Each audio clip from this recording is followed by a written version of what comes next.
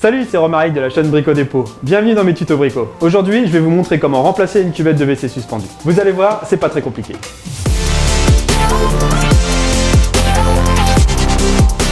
Pour réaliser cette opération, on va avoir besoin d'un niveau, d'une clé à molette, d'un cutter, d'un tournevis plat, d'un mètre, de silicone et d'une éponge. Et bien sûr, la cuvette de toilette suspendue. Première étape, on va couper l'eau et vider l'eau de la cuvette de toilette. Pour couper l'eau, on va défaire la plaque de commande, on va lever et tirer vers soi. On enlève la deuxième plaque, on déclipse, et ici, vous avez le petit robinet. Si c'est pas accessible ou si vous n'arrivez pas à fermer correctement, vous pouvez couper au général. Maintenant, je tire la chasse d'eau pour vider l'eau du réservoir, juste à temps qu'il n'y ait plus d'eau qui coule. Voilà, je vais retirer l'eau du fond de la cuvette avec un petit récipient. Je finis à l'éponge. Ma cuvette est vide. Deuxième étape, on passe au démontage de la cuvette. J'ai découpé au préalable le carton de la nouvelle cuvette pour protéger mon sol et la cuvette qu'on va retirer. J'enlève le joint silicone.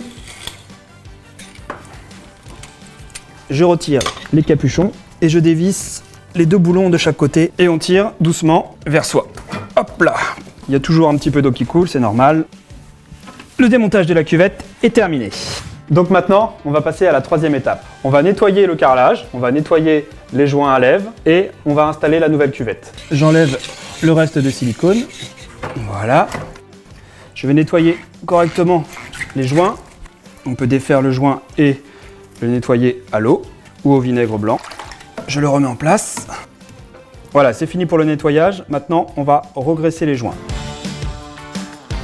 Je vais aussi regraisser sur la cuvette, à l'extérieur pour l'évacuation et à l'intérieur pour l'alimentation. On va passer au remontage. Pour ce faire, on va mesurer la longueur nécessaire des pipes.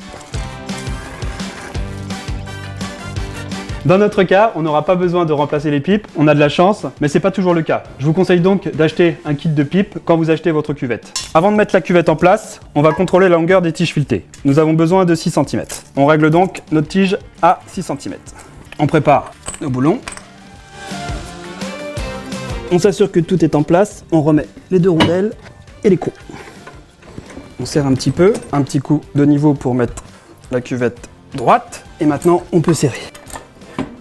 On s'assure que ça ne bouge plus. Et voilà, la cuvette est en place. Quatrième et dernière étape, les finitions. On va remettre l'eau, vérifier que tout fonctionne correctement, installer l'abattant et faire un petit joint silicone.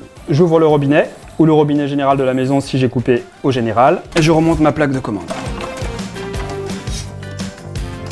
Maintenant, on va faire notre petit joint silicone et monter l'abattant. Je lisse avec mon doigt. Voilà. On passe au montage de l'abattant.